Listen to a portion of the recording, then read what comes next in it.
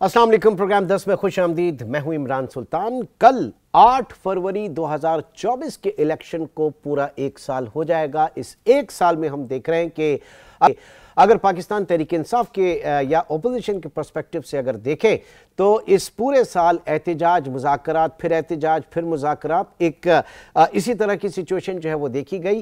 अहम रोल जो है वो मौलाना फजलुर रहमान साहब का भी देखा गया। इस बीच में 26वीं आईनी तरमीम जो पाकिस्तान की सियासत है और बिलखुसूस इस हुकूमत को अपोजिशन को जहां जहां मौका मिला उसने एक सफोकेट करने की कोशिश की। बहरहाल अभी भी जो है वो अपोजिशन की एक बार फिर उम्मीदें हैं, तवक्का है मौलाना फजलुर रहमान से, क्योंकि कल जो है अपोजिशन का बिलखुसूस पाकिस्तान तहरीक इंसाफ जो है वो यौम सियाह मना रही है या एहतजाज के तौर पर उसको देखा जा रहा है। दूसरी जानिब वज़ीर आज़म शहबाज शरीफ साहब जो है उनकी भी मुलाकात हुई है मौलाना फजलुर रहमान से।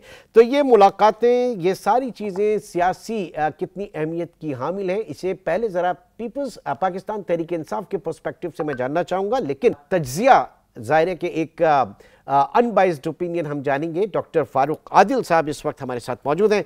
डॉक्टर साहब, पिछला एक साल सियासी तौर पर अगर पीटीआई के पर्सपेक्टिव से देखें तो किस तरह से गुजरा? पीटीआई यानी मुसलसल यानी एहतजाजी कैफियत में रही और वो इस दावे के साथ एहतजाज करती रही कि बस अब ये फाइनल काल है, ये फाइनल एहतजाज है, हम उखाड़ फेंकेंगे। लेकिन हर बार वो नहीं, अपनी दावे में कामयाब नहीं हो सकी, कामयाबी उसे नहीं हुई। क्या सबब रहा? उसकी कई असबाब हो सकते हैं।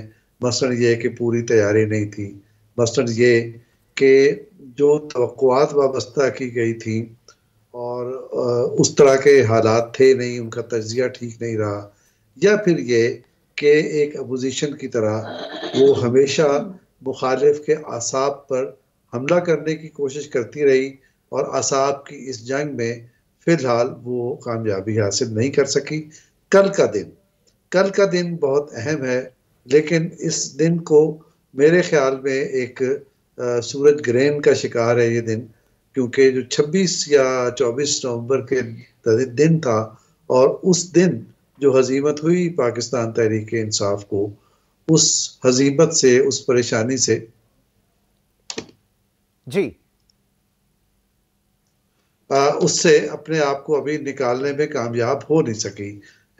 और अब आपको याद होगा कि आपने ये कहा था कि हम ये काम ठीक वक्त पे नहीं कर रहे, हमारी स्ट्रेटजी मुनासिब नहीं है और अगर हम इसमें एक दफ़ा भी नाकाम हो गए तो नतीजा ये निकलेगा कि आइंदा 6 महीने तक हम पाँव ज़मीन पे नहीं लगा सकेंगे।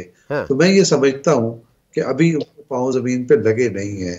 ये जो मुज़ाकरात की तरफ पीटीआई गई थी, ये एक दो शाखा हिकमत अमली थी।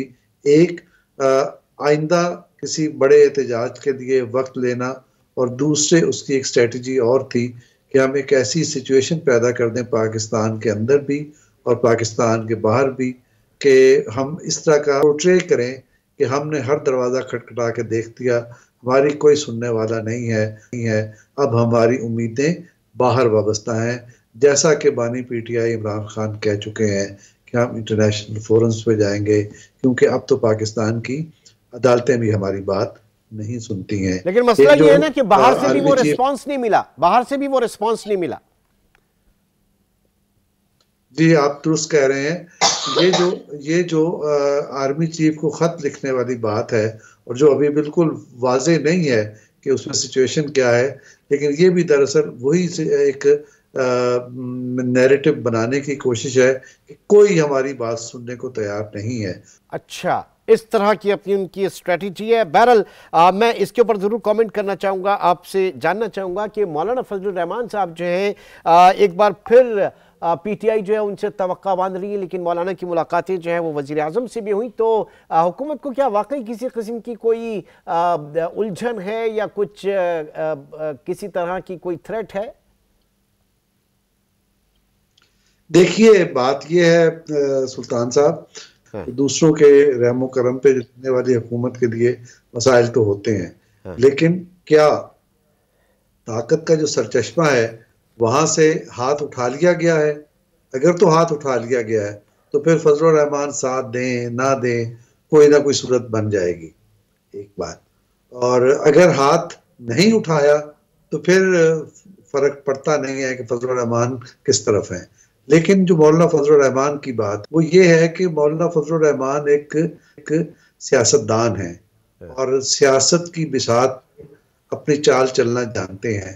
वो कभी हाथ झटकेगा नहीं पीटीआई का, उसको एंगेज भी रखेंगे, लेकिन पीटीआई अगर सिर्फ मौलाना फजलुर रहमान पे तकिया करके बैठी है तो फिर उसे कोई और रास्ता इख्तियार करना चाहिए। ठीक है जी, बहुत बहुत शुक्रिया। हमारे साथ मौजूद थे डॉक्टर फारूक आदिल। और आज लेटेस्ट जो खबरें हैं वो ये कि बानी पीटीआई के वकील फैसल चौधरी को पुलिस ने बाज़ाब्ता तौर पर गिरफ्तार कर लिया है।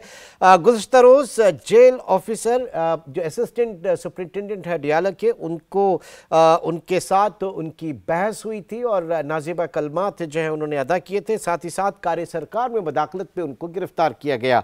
इस वक्त क्या सूरत हाल है ये हम जानेंगे। साबिक वफाकी वजीर फवाद चौधरी इस वक्त हमारे साथ मौजूद हैं। बहुत शुक्रिया फवाद साहब आपके वक्त का। सबसे पहले तो बताइएगा कि फैसल चौधरी जो है उन्हें बाज़ाब्ता तौर पर गिरफ्तार किया गया, अब कहाँ हैं वो इस वक्त, क्या आप लोगों को बताया गया है? जी, उन्हें जो है वो कई घंटे डिटेंशन में रखने के बाद अब से कुछ देर पहले जो है वो रिहा कर दिया गया है। और उनको जो है बुनियादी तौर के ऊपर तो ये एक हैरेसमेंट की कोशिश है और जो एक मुसलसल आवाज दबाने की और ये कोशिश है कि कोई शख्स इमरान खान का पैगाम बाहर ना दे, बात ना करे, उसी सिलसिले की एक कड़ी है आज फैसल चौधरी साहब की गिरफ्तारी। लेकिन बहरहाल अब उन्हें जो है वो चूंकि पाकिस्तान बार काउंसिल ने और वकला ने तगड़ा स्टैंड लिया था, तो उसकी वजह से उन्हें जो है वो फिलहाल रिहा कर दिया। ठीक है। अच्छा, अब ये बताइए, कल 8 फरवरी है और 8 फरवरी 2024 के इलेक्शन को पूरा 1 साल गुजर जाएगा। तो ये 1 साल मुल्क की सियासी तारीख में अगर पाकिस्तान तहरीक इंसाफ के पर्सपेक्टिव से अगर इसे सम अप करना चाहें तो किस तरह से करेंगे चौधरी साहब?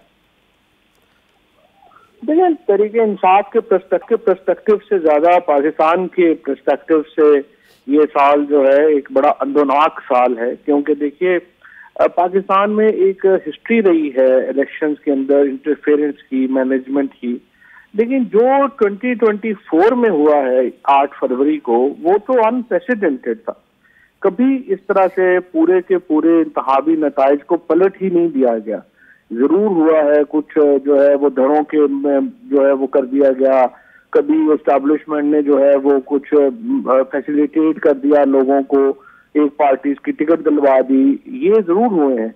लेकिन इस तरह से इलेक्शन के नताइज की तब्दीली जो है वो अनप्रेसिडेंट लेवल पे ऊपर जो 8 फरवरी 2024 को हुई, वो इससे पहले कोई मिसाल नहीं मिलती। और ये भी कोई मिसाल नहीं मिलती कि 18 नशिस्तें जीतने वाली पार्टी जो है वो मुल्क में हुकूमत बना ले और 27 सीटें जीतने वाली जो पार्टी है वो अपना सदर मुंतखब करवा ले। लेकिन चौधरी साहब 2018 के इलेक्शन को आप वो सफा क्यों फाड़ देते हैं, तारीख से निकाल देते हैं कि जब आरटीएस जो है वो बैठा था या बिठाया गया था, उसके बाद जो है लोगों को जमा करके टोलियां बना बना जमात में शामिल किया गया था। उस वक्त भी तो पाकिस्तान, ये तो कल्चर है शायद पाकिस्तान का, गो कि इसकी जितनी भी मजम्मत की जाए, लेकिन आप तारीख से ये सफा क्यों फाड़ देते हैं 2018 वाला? आपने मेरी पूरी बात ही सुनी। मैंने यही अर्ज किया है कि पाकिस्तान की तारीख में जो इलेक्शन मैनेजमेंट है उसका तो एक अंसर रहा है, लेकिन जिस पैमाने के ऊपर 2024 में हुआ है, इतना तो पाकिस्तान की 75 साल तारीख में कभी नहीं हुआ। और 2018 का इंतखाब तो पाकिस्तान के जो शफाफ इंतखाबात हैं उनमें से एक था। पीटीआई ने, अच्छा, वो बात थोड़ी सी माजी की तरफ चली गई, लेकिन मैं इस वक्त ज्यादा इंटरेस्टेड हूं कल के दिन को लेकर। और ये मुझे बताइए कि एक बार फिर पीटीआई जो है वो मौलाना फजलुर रहमान साहब की तरफ देख रही है, उनकी मुलाकात जो है वो आपके लोगों से भी हुई और वजीर आजम भी उनसे मुलाकात कर रहे हैं। गो कि उन्होंने प्राइम मिनिस्टर को यही कहा कि मौजूदा सेटअप और मौजूदा निज़ाम को वो नहीं मानते और फ्रेश इलेक्शन की कॉल उन्होंने भी दी है या मुतालबा किया है। तो पीटीआई एक बार फिर तकिया कर रही है, इस वक्त मौलाना फजलुर रहमान की तरफ देख रही है। देखिए, पाकिस्तान के अंदर 3 ही ग्रुप हैं जिनके पास फीड फोर्स है। एक पीटीआई की है, सबसे बड़ी फोर्स है, फिर जमीयत उलमा इस्लाम की है और फिर वकला की है। तो ये तीन जो कुव्वतें हैं जिनके पास स्ट्रीट फोर्स है, इनका इकट्ठा होना जरूरी है इस बर्बरियत और फस्तायत पर मबनी निजाम को शिकस्त देने के लिए। और ये न सिर्फ मौलाना फजलुर रहमान के साथ कोशिश है पीटीआई की कि वो उनके साथ जुड़ जाए, बल्कि वकला के साथ भी यही कोशिश है कि वो उनके साथ जुड़ जाए। यानी सर फोकस फिर वही एजिटेशन की सियासत पे होगा। ये मुज़ाकरात की जो बात की जा रही है, हुकूमत ने आज फिर पेशकश की है, उसको आप क्या रूल आउट कर दें? देखिए, मुज़ाकरात के साथ जो बड़ा मसला है वो यही आ रहा है कि आप ये देखिए कि मुज़ाकरात की अगर टीम जो है, आप मुझे बताइए कि पीपल्स पार्टी वाले आसिफ जरदारी साहब से किसी मंजूरी के बगैर क्या कोई फैसला कर सकते हैं, या पीएमएलएन नवाज शरीफ से मंजूरी के बगैर कोई फैसला कर सकती है? पीपल्स पार्टी जो पीटीआई की मुज़ाकराती कमेटी है, अगर उसको इमरान खान से मुलाकात तक की इजाजत नहीं है तो मुझे आप बताइए वो मुज़ाकरात कैसे शुरू कर सकते हैं, या वो उसमें बैठ के वो क्या करें? और हुकूमत की ये अथॉरिटी नहीं है कि वो मुज़ाकराती कमेटी को इमरान खान से मुलाकात ही करवा दे, तो बाकी वो क्या चीज जो है वो मुज़ाकरात में तस्लीम करेंगे या करेंगे। लिहाजा मुज़ाकरात की कोई अहमियत नहीं है जब तक हुकूमत और एस्टैब्लिशमेंट आपस में बातचीत नहीं करते, और इस नतीजे पे ये हुकूमत जो है एस्टैब्लिशमेंट से कोई स्पेस नहीं देती। मेरी नजर में हुकूमत को इस वक्त पीटीआई से ज्यादा एस्टैब्लिशमेंट से मुज़ाकरात की जरूरत है कि वो उनसे कुछ स्पेस दें और अपनी जो हुकूमत की कोई अथॉरिटी है को थोड़ी बहुत वो उनको मिले।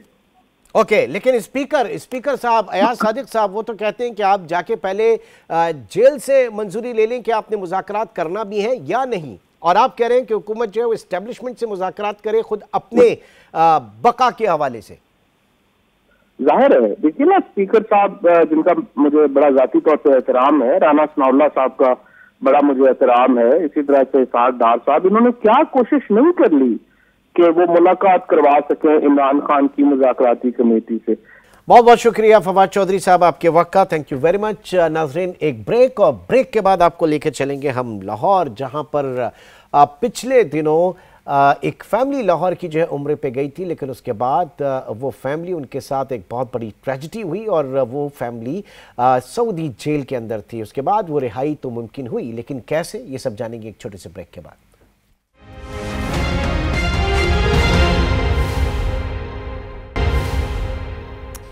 Welcome back. आपको याद होगा गुज़श्ते दिनों एक वाक़या जो है वो बहुत हाईलाइट हुआ। एक फैमिली लाहौर से उम्रे की अदायगी के लिए सऊदी अरब रवाना हुई। वो सऊदी अरब पहुंची, लेकिन कुछ यूं हुआ कि उनके सामान से मनशियात जो है वो बरामद हुई, या कम से कम जो टैग लगा हुआ था वो उनके सामान का जो है वो उस पर ज़ाहिर करता था। उसके बाद सऊदी इंटेलिजेंस एजेंसीज जो है उनको गिरफ्तार किया सऊदी पुलिस ने, और गिरफ्तारी के बाद वो पूरी फैमिली जो है वो इंतहाई कशमकश में और एक जहनी तौर पर अजियत जैसे हम कहेंगे, क्योंकि सऊदी अरब में मनशियात स्मगलिंग जो है नाकाबिले माफ़ी जुर्म है, सज़ाए मौत वहाँ पर दी जाती हैं, और उसमें देखते हैं कि पाकिस्तानियों को भी बड़ी सज़ाएँ हुई। लेकिन यहाँ पर उनकी बेगुनाही कैसे साबित हुई, किस तरीके से वो वापस पाकिस्तान पहुँचे और उन पर क्या बीती, आज के इस सेगमेंट पे इसके ऊपर हम बात करेंगे। मुतासरा खातून फरहाना सोहेल, जो कि पेशे के लिहाज से एक टीचर हैं बाय प्रोफेशन, वो इस वक्त हमारे साथ मौजूद हैं। फरहाना बीबी, बहुत शुक्रिया आपके वक्त का। सबसे पहले तो जानना चाहेंगी कि एग्जैक्टली हुआ क्या था, और ये आपके जो टैग सामान के चेंज हुए थे ये कहाँ पर हुए थे, जो बाद में आपको पता चला? बिस्मिल्लाहिर्रहमानिर्रहीम। 23 दिसंबर को हम खैरियत आफियत से उम्रा की अदायगी के लिए यहाँ से रवाना हुए। हाँ। 24 को वहाँ उम्रा अदा किया। 25 को कुछ चंद लोग हमारे रूम में अचानक आ गए और उन्होंने कहा कि आप पासपोर्ट चेक करवाएं, वेरिफिकेशन करवाएं। मोबाइल उन्होंने हमारे ले लिए, पासपोर्ट ले लिए। उसके बाद हमारी 1 बाय 1 इंक्वायरी करते रहे, पूछते रहे कि आप बताएं कि आप कोई गिफ्ट भूल आए हैं वहाँ पे। तो सबसे पहले उन्होंने नाम पूछे, तो नाम मैंने बताया मेरा फरहाना अकरम है। तो वो कहते हैं ये आपके नाम का टैग है, बैग है, बल्कि आप जद्दा एयरपोर्ट पे भूल गए हैं, हो सकता है आप गिफ्ट लेके आए हों किसी के लिए, तो वो आप जाके देखें, चेक करें क्या वो आपका है। तो हमने बताया कि हमारी चीज़ें पूरी हैं, हमारे बैग भी पूरे हैं, हैंड कैरी भी 5 थे और 5 लगेज बैग थे। हमारे पास अपनी चीज़ें हैं, आप कौन सी बैग की बात कर रहे हैं, हमारा कोई बैग नहीं, वहाँ पे हम कुछ भी नहीं भूले। तो वो फिर 3-4 घंटे उन्होंने वेरिफिकेशन करते रहे, हमें बहुत परेशान किया। तो हमें फिर साथ ले गए सबको, किसी ऑफिस में गए, वहाँ उन्होंने हमें एक रूम में ले गए, हथकड़ियाँ लगा दी, बैक साइड पे उन्होंने हाथ बांधे और फिर हथकड़ियाँ लगाई, स्कैनिंग की, फेस स्कैनिंग भी की और बैक साइड से भी हमारी स्कैनिंग हो गई। फिर 4 लोगों की तो हो गई, मेरी फ्रंट से भी की। उन्होंने एक बैग में से पाउडर सा निकाल के बैग वहाँ रखा, ग्रे कलर का बैग था। तो हमें पता तो चल गया कुछ करने वाले हैं हमारे साथ, मुश्किलात बहुत हो रही थी, टेंशन में बहुत थे। सिस्टर मेरी बहुत बीपी हाई हो गया उनका, और सभी परेशान हाल में थे, क्या कर सकते थे, अब उनके हाथ थे, हम चढ़े हुए थे, क्या करना हो सकता था। तो इस दौरान आपका पाकिस्तान में आपकी फैमिली से राब्ता हुआ था? नहीं, हमारा कोई राब्ता नहीं। हस्बैंड कांटेक्ट करते रहे, लेकिन मोबाइल उनके पास थे, उन्होंने कोई बात नहीं करने दी। फिर मुझे वो जद्दा ले गए, सिस्टर को इधर एक रूम में बंद किया, भांजी और सिस्टर को, भांजे और बहनोई को अलग कर दिया, और मुझे जद्दा एयरपोर्ट ले गए। कहते हैं हम आपके भाई हैं, आपको ऐसे वापस ले आएंगे, आप जाके जद्दा चलें हमारे साथ और वहाँ चेक करें कि वो आपका बैग है, और शनाख्त करें। एक आदमी को हमने पकड़ लिया है, उसकी आपने शनाख्त करनी है। तो मैंने कहा मैं क्यों जाऊँ, मैंने नहीं जाना, मैंने उससे बहस की, लेकिन वो ज़बरदस्ती मुझे ले गए। वहाँ मैं ऑफिस में बिठाए रखा, रात गुजर गई। फिर दूसरे सुबह के टाइम अर्ली मॉर्निंग वो एक शेख साहब मुझे साथ ले गए पुलिस ऑफिसर के रूम में। वहाँ मुझे बिठाए रखा और मुझे जंजीर डाल दी, हाथों में भी हथकड़ियाँ डाली, पाँव में भी जंजीर डाल दी। मैंने कहा मैं यहाँ बैठी हुई हूँ, मैं कहीं भी नहीं जा रही, आप ऐसा ना करें। कहते नहीं, हमने ये जंजीर डालनी है। ज़बरदस्ती डाल दी, सारा दिन गुजर गया, सुबह भी ख़त्म हो गई, रात हो गई, दोपहर का टाइम से। फिर मैंने कहा आप इतने जालिम लोग हैं, आपने पानी भी नहीं पूछा, मैं भूखी प्यासी बैठी हुई हूँ और मुझे इतनी प्यास लग रही थी। फिर मैंने पानी पिया, बिस्किट वगैरह उन्होंने मंगवाए, वो मैंने नहीं खाए, पानी ही पिया। ऐसी तो कंडीशन में कुछ भी नहीं बंदा खा पी सकता। फिर उनका ऑफिसर आए, उन्होंने स्टेटमेंट को तैयार की और मैंने उनसे बात की। मैंने कहा आप ये मेरी स्टेटमेंट क्यों तैयार कर रहे हैं, मैं तो गवर्नमेंट सर्वेंट हूँ, आप मेरे पाकिस्तान से पता करवाएं, मेरे स्टेटमेंट पता करवाएं, आप पूछें उनसे। और वेरिफिकेशन उनसे करवा सकते हैं आप। लेकिन वो किसी बात को मानने के लिए तैयार नहीं थे। फिर उन्होंने एक पेपर तैयार कुछ कर लिए और वो मुझे वहाँ से जद्दा एयरपोर्ट से फिर उन्होंने वापस मुझे मेरे सिस्टर के पास भेज दिया। उसके बाद अगले दिन ऑफिसर साथ वाले रूम में ऑफिसर बैठे हुए थे, उन्होंने हम चारों पाँचों को, 5 लोग हम हैं, और उन्होंने हमारे ये अंगूठे लगवाए, ब्लैक इंक से हमारे सारी स्टैंप लगवाई पूरे हाथों पे। अच्छा जी। फिर उसके बाद अंगूठे, आपकी फैमिली में मेरे ख्याल से 2 ख़वातीन और 3 मर्द इसमें मौजूद थे आपके साथ? जी जी हाँ जी, 5 लोग थे हम। और पूरी फिंगर उन्होंने लगवाई, फिंगर प्रिंट हमारे ले लिए ब्लैक इंक से। उसके बाद मुझे शक पड़ गया था कि ये हमें पनिश देने वाले हैं, सज़ा होने वाली है हमें। तो फिर उन्होंने मेडिकल करवाया और जेल में भेज दिया। जेल में हमें जंजीर पे ना दी, हाथों में हथकड़ियाँ और पाँव में जंजीर। मेरी सिस्टर बहुत ज़ईफ़ हैं, 65 ईयर उनकी है, और वो बहुत मुश्किल से स्लो वैसे भी चलती हैं और उनकी हालत ख़राब हो गई। लेकिन उन्होंने कोई परवाह नहीं की। उन्होंने हमें वहाँ जेल में, बड़ी बड़ी दीवारें थीं, बड़े बड़े लोग थे, और हम तो खौफज़दा हो गए, भाई किधर हम फंस गए। हमारे घर वालों को भी कोई पता नहीं था, हम इतने परेशान हाल थे। तो हम सोच रहे थे आपको नहीं पता हमारा क्या बनेगा, यहाँ पे तो हम लावारसों की तरह पड़े रहेंगे। लेकिन वहाँ पे एक बच्ची थी 18 साल की, पाकिस्तानी, वो भी परेशान थी, उसको 20 साल सज़ा हुई भी थी। वो कह रही थी आप आंटी आप परेशान ना हो, आप मुझे नंबर दें, मैं आपको कांटेक्ट करवाती हूँ पीछे आपके घर वालों से। तो उस बच्ची ने फिर हमारी हेल्प की। मैंने वो नंबर बताया, फ़ोन नंबर मुझे याद थे, वो मैंने बता दिया। तो वो उसने फिर घर वालों से रब्ता करवाया। फिर हमने हस्बैंड से मैंने बात की, इनसे मैंने उनको सारी डिटेल बताई। मैंने कहा कोई अच्छा सा लॉयर करें और हमें यहाँ से निकालें। हम किस मुसीबत में फंस गए, हम तो उम्रा करने आए थे, हमें पता नहीं था हम किसी मुसीबत में फंस जाएंगे। फिर उसके बाद क्या हुआ? फिर इन्होंने लॉयर करवाया और कोशिशें इन्होंने भरपूर की, 10 दिन मेरी सिस्टर रही हैं और 20 दिन मैं वहाँ पे रही। तो हुकूमत पाकिस्तान की तरफ से क्या असिस्टेंस दी गई? यहाँ पर हमारी हुकूमत, कौंसल खाने वगैरह, आपकी फैमिली ने उनसे भी रब्ता किया होगा ना इस केस के सिलसिले में? हुकूमत पाकिस्तान ने, हस्बैंड ही उधर गए डीजी साहब के पास, ANF के पास, और फिर हमारे मोहसन नकवी साहब हैं, उनसे भी अपील की, इन्होंने दरख्वास्तें की बहुत सारी। के बाद फिर अल्लाह ताला ने करम किया और हमारी फोर्स ने भरपूर कोशिश की और हम। अच्छा, यहाँ पर दो सवाल, एक पहले तो ये फरमाइएगा कि वो जो टैग था, आप, क्योंकि रिपोर्ट ये हो रहा है कि वो लाहौर एयरपोर्ट के ऊपर वो टैग चेंज किया गया और उसके बाद जो है एक ऑपरेशन भी हुआ और उसमें एक जो पोर्टर है उसको पकड़ के 9 कारिंदे जो उनको गिरफ्तार भी किया गया। तो ये टैग पाकिस्तान में ही चेंज हुआ था। और फिर दूसरा ये कि आपने नजरअंदाज कैसे कर दिया कि आपने अपना बैग तो उठा लिया लेकिन उसके ऊपर आपको कोई टैग अपना नजर नहीं आया जो उठा के कहीं और किसी ने लगा दिया था? तो बगैर टैग, ये आपसे भी तो वहां पर एक गलती हुई ना? जी जी, बिल्कुल गलती हुई और ये हमें अंदाज़ा नहीं था कि इतनी छोटी सी गलती से इतनी बड़ी हमें सज़ा भुगतनी पड़ेगी, मुश्किलें काटनी पड़ेंगी। छोटी सी गलती थी, लेकिन छोटी सी गलती इंसान को करनी नहीं चाहिए। हर चीज़ का ख़ास ख्याल रखना चाहिए, ख़ास तौर पे टैग का। तो आपके बैग में अगर टैग ऊपर लगा हुआ है तो आप बैग, उसको टैग को चेक करें कि आपके नाम का है, वो टैग आपके नाम का ही होना चाहिए। ठीक। अच्छा, दूसरा आपने उस बच्ची का 5 टैग थे और 5 मेरे नाम के टैग थे, 5 फरहाना अकरम के नाम के थे। ठीक है।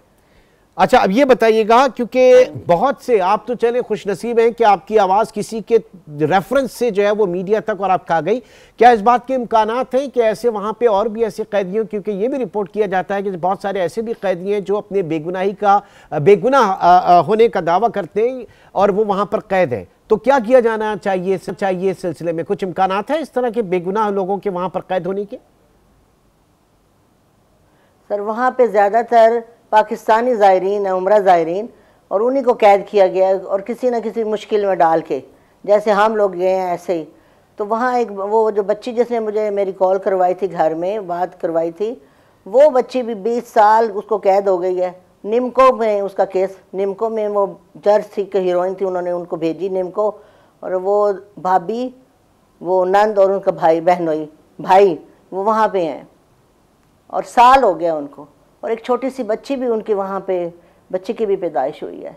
बहुत बहुत शुक्रिया, अल्लाह ताला आपके लिए आसानियां करे और ऐसे तमाम इस तरह के कारिंदों के, इस तरह के ग्रोह के हत्थे चढ़ जाते हैं। और यहाँ पर ज़रूरत ये भी है कि हुकूमत पाकिस्तान दुनिया में जितने भी ममालिक में पाकिस्तानी कैद हैं, कम अज़ कम इसकी स्क्रूटनी ज़रूर कराए कि ऐसे कितने लोग हैं कि जो बेगुनाह वहाँ पर कैद हैं या उनके केसेस को परसू करने वाला कोई नहीं है। पिछले दिनों फैसल वाडा ने इसके ऊपर स्टेप लिया और कुछ ऐसे कैदी हैं जिनके पास पैसे नहीं थे अपनी ज़मानतें कराने के, उसके हवाले से मीडिया में रिपोर्टिंग तो एक काबिल तहसीन इक़दाम इसे कहा जा सकता है। एक छोटे से ब्रेक की तरफ चलेंगे और ब्रेक के बाद जायज़ा लेंगे हम इंडिया पाकिस्तान की जो इस वक्त सूरत हाल है। बिलखुसूस इंडिया की ही हम बात करेंगे। पाकिस्तान में ICC चैंपियंस ट्रॉफी होनी है, लेकिन इंडिया का जो ड्रामेबाजी है वो हर गुजरते दिन बढ़ती ही जा रही है। नया क्या है जानेंगे एक छोटे से ब्रेक के बाद।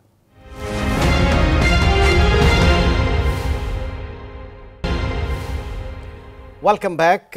पाकिस्तान में कल से यानी 8 फरवरी से ट्राई नेशन सीरीज शुरू हो रही है, जिसमें साउथ अफ्रीका और न्यूजीलैंड पाकिस्तान आ चुके हैं और उसके बाद 19 फरवरी से ICC चैंपियनशिप भी शुरू होना है। लेकिन क्या कीजिए कि इस वक्त पड़ोसी मुल्क भारत के नखरे कम नहीं हो रहे, किसी तौर कम नहीं हो रहे। सबसे पहले उन्होंने पाकिस्तान आने से इनकार किया, पाकिस्तान में कोई मैच नहीं खेलेंगे। फिर उसके बाद जो है वो मैचेस जो है वो दुबई में रखे गए और उसके बाद जो मेज़बान मुल्क है पाकिस्तान, उसका नाम तक जर्सी पर लिखने जो है वो गवारा नहीं है इस वक्त इंडियन क्रिकेट बोर्ड को। फिर साथ ही साथ अब लेटेस्ट ये है कि भारतीय ऑफिशियल्स जो है वो भी पाकिस्तान नहीं आएंगे और रेफरीज जो है वो भी पाकिस्तान नहीं आएंगे। भारत क्यों कर रहा है ऐसा? हमें ज्वाइन किया नई दिल्ली से चंद्रशेखर लुथरा, स्पोर्ट्स जर्नलिस्ट है और एक बड़ा मुमताज़ नाम है भारत में स्पोर्ट्स सर्कल में। चंद्रशेखर लुथरा साहब, बहुत बहुत शुक्रिया आपके वक्त का।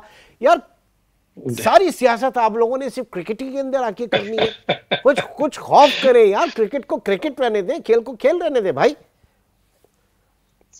देखिए आपने पहले हमारे जो पीएम साहब है, मोदी साहब को पहले बुलाया था बिरयानी के लिए। हाँ। अब आप गलती ये कर रहे हैं कि अब हमारे प्लेयरों को बुला रहे हैं। पहले उन्हें बुलाइए ना, बिरयानी खिलाइए। उनको शायद पसंद नहीं आई थी पिछली बार की बिरयानी, इस बार अच्छी बनवाइए, तो हो सकता है फिर सभी लोग आ जाएंगे। लेकिन ऑन ए सीरियस नोट, मुझे लग रहा है कि वर्ल्ड क्रिकेट इस टाइम पे जिस जिस जगह पर खड़ा है, हाँ। ये बहुत सीरियस मामला है। हाँ। अगर आज आप जयशा को चेक नहीं करेंगे, आज आप आईसीसी को इस तरह से बीसीसीआई का गुलाम, जो कि हमारे खैर परोसे हुए हैं, अगर इसी तरह होने देंगे तो आज पाकिस्तान की बारी है, कल किसी और ममालिक की आएगी। ऐसा नहीं है कि कोई बचेगा, ये बारी तो देखिए सभी की आएगी और वक्त की बात है। अब 100 शुरू होने वाला है इंग्लैंड में और बाकी जगहों पे, और ऐसे ऐसे लीग्स हमेशा देखिए। अब क्रिकेट को अब आप प्राइवेट लीग बनाते जा रहे हैं, हाँ। और अगर इसी तरह से सभी कंट्रीज में पैसा आएगा, जिस तरह से अंग्रेज लोग तो ऑब्वियसली स्पॉन्सर्स लाएंगे, हाँ। तो ये एक बहुत बड़ा कॉन्फ्लिक्ट आने ही वाला है, आज नहीं तो 2 साल बाद, 3 साल बाद। हाँ। तो इसलिए ये इंपॉर्टेंट है कि सभी जो बाकी के नेशंस है, चाहे वो भारत है चाहे कोई भी हो, सबको इकट्ठा क्रिकेट के लिए लड़ना पड़ेगा। ये क्रिकेट नहीं हो रही है, सियासत हो रही है। नहीं तो आज आईसीसी के जब ऊपर अगर भी, श्रीनाथ नहीं आईसीसी आएंगे, के ऊपर भी जितना इन्फ्लुएंस भारत का है, किसी और मुल्क का नहीं है ना। आप सिर्फ उसको, आप तो ये आपने लास्ट प्रोग्राम में कहा था कि वो आईसीसी को खुरचे तो अंदर से बीसीसीआई निकलेगा दुबई में। मुझे याद है अच्छी तरह से। तो बिल्कुल बिल्कुल, देखिए वहां पर अब तो नया हो गया, अब तो हमने पत्थर लगा दिया पूरा। अब हाँ। खुरचने की जरूरत नहीं, अब तो बिल्कुल पत्थर हमने लोहे का लगा दिया, जिसको कोई तोड़ नहीं सकता।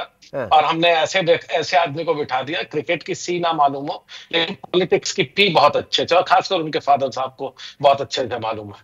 तो इसीलिए मैं कहा उनको बुलाइए पहले बिरयानी के लिए, वरना श्रीनाथ, जवागल श्रीनाथ जैसे प्लेयर को बहाने मारने पड़ रहे हैं कि मैं यहाँ पर कर रहा हूँ, वहां नहीं जाऊंगा, और बाकी सब जो बहानाबाजी चल रही है। देखिए बड़ा दुखद है ये, खासकर अगर आप कहें क्रिकेट के जो प्यार करने वाले लोग हैं, हम जैसे लोग हैं, इंडिया में हो चाहे कहीं पर भी हो, ये उनके लिए बहुत ही शर्मनाक भी है एक तरह से, अगर क्रिकेट की बात की जाए तो। और दूसरा दुखद है कि ये सब नहीं होना चाहिए था, जो कि इस वक्त पे हो रहा है, नीचा दिखाने के लिए। देखिए इतना बड़ा इवेंट है, देखिए बड़े दुख की बात है चंद्र, इतने बड़े दुख की बात है कि इतना बड़ा इवेंट हो रहा है, कैप्टन्स मीट जो है वो नहीं हो रही। इफ्तिताई तकरीब में अगर शिरकत करते तो बहुत अच्छा था। आपके जो है वो ऑफिशियल्स पाकिस्तान नहीं आ रहे, तो ये आपकी हुकूमत जो है वो खुद क्रिकेट, ये तो नुकसान कर रही है भारत और पाकिस्तान में। जिस तरह से क्रिकेट जो है वो रेड लाइन समझी जाती है, ये तो बड़ा नुकसान कर रही है खुद अपने कितने बड़े इवेंट का। देखिए नुकसान कर रही है, क्रिकेट को नुकसान कर रही है आप और मेरे जैसे लोग जो क्रिकेट को चाहने वाले हैं। अदरवाइज देखो तो सियासी तौर पे तो बड़ा फायदा कर रही है। पूरे देश पर देखो तो हर स्टेट में अब इनकी सरकारें बनती जा रही है। कल दिल्ली की काउंटिंग है जहां मैं बैठा हुआ, और जिस तरह के एग्जिट पोल्स हैं यही कह रहे हैं कि बीजेपी यहां भी आने वाली है। तो देखिए आपको अगर वैसे देखे उस जगह पर जहां पर पहले 3 सीटें होती थी, 70 में से बीजेपी की फिर 6 थी, आज अगर वो 50 सीटें लेने की उम्मीद कर रहे हैं तो आप गलत बोल रहे हैं। मैंने कहा ना, इनको नहीं, जो तो इसका मतलब है इंडिया में हमेशा पॉलिटिकली एंटी पाकिस्तान नैरेटिव ही बिकता है और वही बिकता रहेगा इलेक्शंस के अंदर। नहीं, मैं बिल्कुल आपसे बिल्कुल इसमें मैं मानता नहीं आपकी बात, कभी नहीं होता था। इनफैक्ट क्रिकेट डिप्लोमेसी इंडिया में चलती थी, लेकिन 2014 से जैसे मैंने कहा ना, एक नई पार्टी, एक अलग जयशाह साहब के जो फादर हैं उनकी पार्टी, और वो लोग पहले वो अध्यक्ष थे, अब वो होम मिनिस्टर हैं, वो पूरा चलाते हैं हर तरह से। नहीं, अभी आपने कहा, आपने कहा चंद्र, इससे पहले प्रोग्राम में भी आपने कहा था कि जनाब हमारे यहाँ इलेक्शन होने वाले हैं, और इलेक्शन जब होते हैं तो वो एंटी पाकिस्तान नैरेटिव, मैं उसकी बात कर रहा हूं। नहीं, मैं उसी पे आ रहा था कि 2014 से पहले ये नहीं होता था। ये जो नैरेटिव था ये 2014 के बाद हुआ। तो ये जो एक पर्टिकुलर पार्टी है जो हमारी राइट विंग पार्टी है, इनकी जो पॉलिटिक्स है वो एंटी पाकिस्तान या एंटी मुस्लिम या कोई भी कहे दुश्मनी वाली है। इसमें प्यार मोहब्बत, क्रिकेट डिप्लोमेसी, क्रिकेट ये सब कुछ कहीं पर मैटर नहीं करता। मैंने कहा ना, इनकी सरकारें भी बनती जा रही है, इनका ये नैरेटिव जो आम लोगों पर, कुंभ के मेले पे कितने लोग मर गए वो नहीं बताएंगे, ये कितने इलेक्शन में कितना वोट्स बढ़ा दिए गए वो उसकी वो सब नहीं देंगे, ये पूरा जो काउंटिंग है। लेकिन हाँ, ये जो वो बताएंगे कि हमने पाकिस्तान की क्रिकेट बर्बाद कर दी है, ये जरूर बताएंगे कि पाकिस्तान देखिए कैसे वहां पर रोटी नहीं मिल रही है, वहां पर आटा नहीं है, वहां पर ये हो रहा है, 1000 रुपए का ये सब चला रहता है। तो अब अगले जो चैंपियंस जो मैचेस होंगे जो इंडिया में सीरीज हैं और वहां पर जो इंटरनेशनल मैचेस हैं जिसमें यकीनी तौर से पाकिस्तान नहीं आएगा और आना भी नहीं चाहिए, तो आप समझते हैं कि इसका, क्योंकि इंडिया 1 अरब 24-25 करोड़ की मार्केट है, पाकिस्तान तो 24-25 करोड़ का एक मुल्क है, तो प्रोपोर्शन वाइज बड़ा लॉस इंडिया का नहीं होगा स्पॉन्सर्स के हवाले से? और मीडिया क्रिकेट में जिस तरीके से एक समझ लें कि एक प्रोफेशनलिज्म और कमर्शियलिज्म आ चुका है, तो लॉस नहीं होगा उस वक्त आप लोगों को? देखिए, लॉस और फायदा तो अगर आप पॉलिटिकली देखें तो फायदा ही होगा, क्योंकि तब भी आप मैचेस, अब तो आईसीसी नहीं कहती है 2026 तक हम दुबई में ही खेल लेंगे, तो तब भी मैचेस बाहर होंगे, नैरेटिव वही चलेगा, तब और कोई इलेक्शन होंगे, आज ये खत्म हुआ है, कल यहाँ काउंटिंग है, इसके बाद दूसरा इलेक्शन कोई शुरू हो जाएगा, ये सब तो ऑनगोइंग प्रोसेस है। देखिए, मैंने क्या कहा, क्रिकेट हम अब खेलने वाले मैं पाकिस्तान के साथ नहीं है, ये बड़ा क्लियर है। ये पार्टी का भी, यहाँ पर जो जिस तरह के जो भक्त लोग हैं, भक्त आप जानते हो जो इनके डिवोटीज हैं, उनको ये बता दिया गया है कि पाकिस्तान हमारा दुश्मन मुल्क है, तो इसलिए इसे क्रिकेट डिप्लोमेसी वाला खेल नहीं है। ये भूल जाइए कि क्रिकेट डिप्लोमेसी में अब हम आपके साथ कभी खेलने वाले हैं, फिलहाल नहीं है, आगे देखिए वक्त कैसा आएगा। मैं और आप लोग चिल्लाते रहेंगे, हम जैसे लोगों को भी कब तक, जो कहते हैं कि यहाँ पर तो जो कहते हैं ना ब्लैक लिस्टेड, हम जैसे लोग भी, तो देखिए कब तक आप भी बुलाएंगे और कब तक हम आपके साथ भी बात गुफ्तगू करेंगे। अपना बड़ा ख्याल रखिएगा और जाहिर है कि आपको बहुत ज्यादा जरूरत है इस वक्त क्रिकेट को बचाने की, क्योंकि एक आम जो फैन है वो इससे सबसे पहले मुतासिर होगा। क्रिकेट इटसेल्फ जो है, ये जो गेम है जिसे बहुत ज़बरदस्त माना जाता है इंडिया पाकिस्तान में, ये जो है सिर्फ और सिर्फ इससे बदनाम होगा, ये इससे मुतासिर होगा। और सबसे इंपॉर्टेंट चीज ये है, अगर आप देखिए कि रिसेंट टाइम्स में हमारी परफॉर्मेंसेस खराब हुई है और पाकिस्तान की परफॉर्मेंसेस अच्छी। उन्होंने ऑस्ट्रेलिया को ऑस्ट्रेलिया में जाकर मार दिया, साउथ अफ्रीका को वहां मार दिया, तो हम क्रिकेट की बात नहीं कर रहे हैं। हम इसी चीज में खुश है कि हमें न्यूजीलैंड आएगी, हमें 3-0 से शिकस्त देगी, हम ऑस्ट्रेलिया गए, हम